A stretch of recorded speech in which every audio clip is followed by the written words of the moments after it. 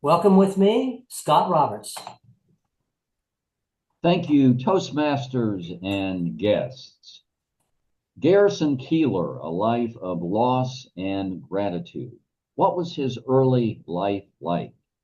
Garrison Keillor is the most famous radio personality of the last part of the 20th century. He is an author, singer, humorist, raconteur extraordinaire, and voice actor.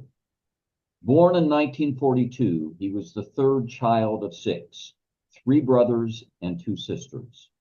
His parents came from large families. His father's family consisted of 10 children, his mother, 13 children. Garrison was a member of the Plymouth Brethren Evangelical Church. And here are pictures of his church. It's very simple, and religion was very important to him and his family. The Plymouth Brethren interpret the Bible literally. There are no ministers, women are inferior to men, are not allowed to speak in church, and must cover their heads in church. There are no signs of the cross or the face of Jesus Christ in the church. Men speak as the Spirit moves them. Any sign of worldliness was forbidden. No music, no dancing, no television, no movies, no card playing or reading fiction. The only book you were allowed to read was the Bible. The men in the Keillor family were dour, taciturn, and grim. None told stories or jokes, laughed, or shared their feelings. That was considered non-masculine and weak. Overwhelmingly, Garrison was raised by his 18 aunts who laughed, played, told stories, and were emotionally supportive and available to him. How did Garrison Keillor get into radio, and what role did a Danish ballerina play? This is an interesting story that he talks about in his autobiography called A Minnesota Life. Keillor was graduated from the University of Minnesota in 1966 as an English major. His goal was to be a writer, and for that reason, he was a reporter for the St. Paul Pioneer Press, a collegiate newspaper. In seeking to interview a Danish ballet dancer whom he accidentally observed naked as she was posing in front of a mirror, he met the owner of the local radio station who liked Garrison's voice. He offered a job to Garrison to be a radio host without pay. Garrison was delighted to accept it because of his having listened to the austere homilies at the Plymouth Brethren Church. Garrison could speak with solemn authority, and the radio owner liked that. He thereby started his radio career in 1966 because he wanted to meet a ballet dancer whom he saw naked. When did Garrison hit the big time? When did his radio performance hit the big time? In 1969, the Minnesota Public Radio hired Garrison to DJ a station devoted solely to classical music. Slowly, Garrison molded the radio station to become more of a variety show with storytelling, humorous skits, musicians, jokes, and sound effects. The show became wildly popular.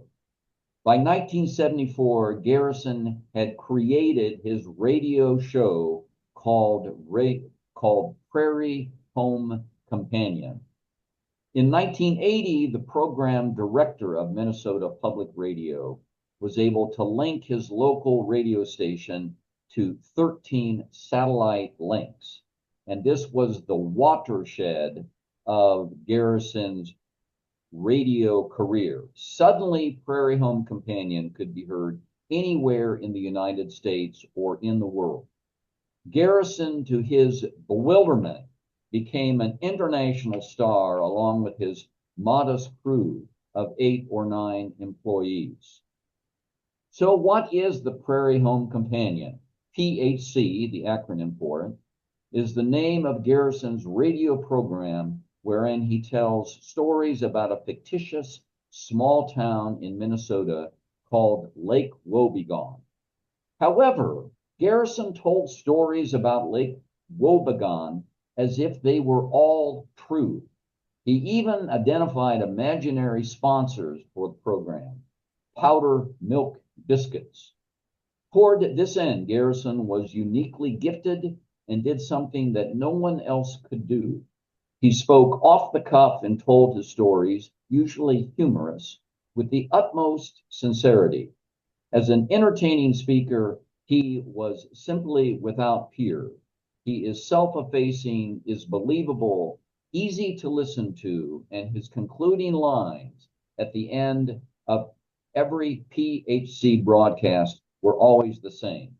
At Lake Wobegon, quote, all the women are strong, the men good looking, and the children above average. Here is Garrison at his peak in 2016 when he announced his retirement. Garrison has entertained audiences all over the world, before presidents, before members of Congress and foreign dignitaries. He was invited to give commencement addresses at Harvard, Princeton, and innumerable universities. PHC traveled to Europe, Japan, the Scandinavian countries, Russia, and South America. At his peak, Garrison's radio show had more than 4 million devotees. His PHC radio show was broadcast on more than 800 radio stations worldwide on every Saturday night. But what happened next? In 2017, after Garrison retired, a female employee who worked off-site accused Garrison of inappropriate sexual touching. Garrison and this unidentified female had been best of friends. They had flirted for years playfully. Garrison had placed his hand on her back to comfort her regarding a problem she was having. And she filed a complaint against him for that. No lawsuit was filed. No money was paid to her. There were no allegations of intercourse, kissing, or unbuttoning. To this day, she remains completely anonymous. As a result of this, what did Garrison immediately lose? After over 40 years of service, Minnesota Public Radio fired Garrison in a 90-second telephone call after 40 years of service, starting in 1974. MPR interviewed 5 former female employees of PHC who stated that Garrison made them feel uncomfortable when he looked at them. So what did Garrison lose?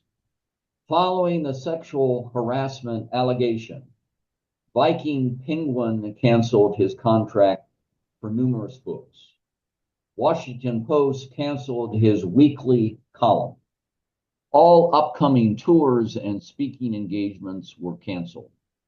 The University of Minnesota, that had been so proud that he was an alumnus thereof, removed his name from the list of distinguished alumni.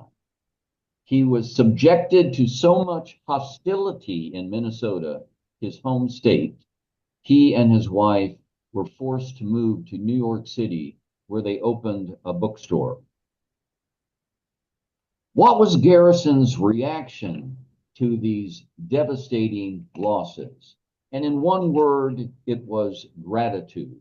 And he wrote a book about that, as you can see, Serenity at 70, Gaiety at 90.